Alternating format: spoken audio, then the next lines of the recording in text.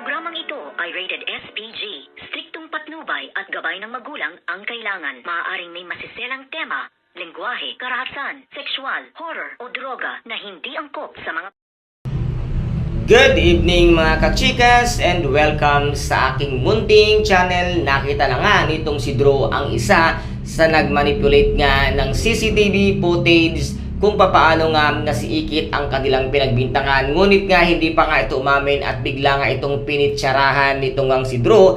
At sinabi nga niyang magdidanay ka pa at itatatwa mo pa ang katotohanan at ang kasinungalingang ginawa mo, kung kaya't dito nga ay napaamin na nga ang gumawa nga ng CCTV footage na kung saan nga ay binura ang mukha nga nitong si Soraya. Ngunit dito nga ay hindi pumayag itong si Drew na hindi nga makuha ang katotohanan, at dito nga ay meron ng isang voice record nga na hawak-hawak ni Drew at nito nga si Ikit na siya nilang pinakikinggan. At dumating naman itong nga si Drew at nakita nga nila ang CCTV footage na ngayon nga ay si Soraya ang siyang tumapos nga ng buhay ng kanyang dad, kung kaya't ngayon ay meron na nga silang matibay na ebidensya na itong ang bruhang si Soraya kasabwat niya itong ang si Angela sa tangkang pagpatay nga o pagpatay dito nga sa pangga nitong ang si Mayumi, kung kaya't dito ngayon ay matapang ng hinarap nitong si Ikit ang magtiyahin at sinabi nga na kampon sila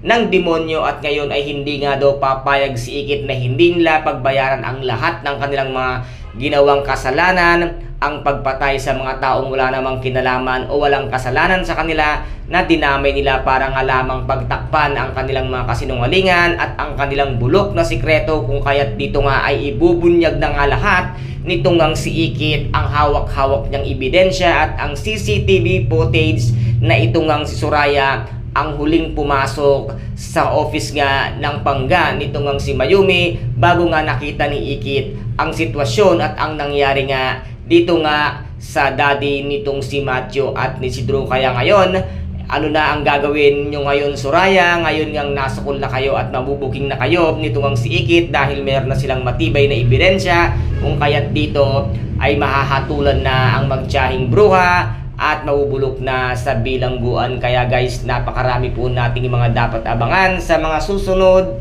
na episode dito nga sa Binibining Marikit. Kung nagustuhan po ninyo ang aking videos for today, paki-subscribe na lamang po ng aking channel, paki-like and share para maging update kayo sa lahat ng gagawin kong videos. Maraming salamat po. Ingat, God bless and bye-bye!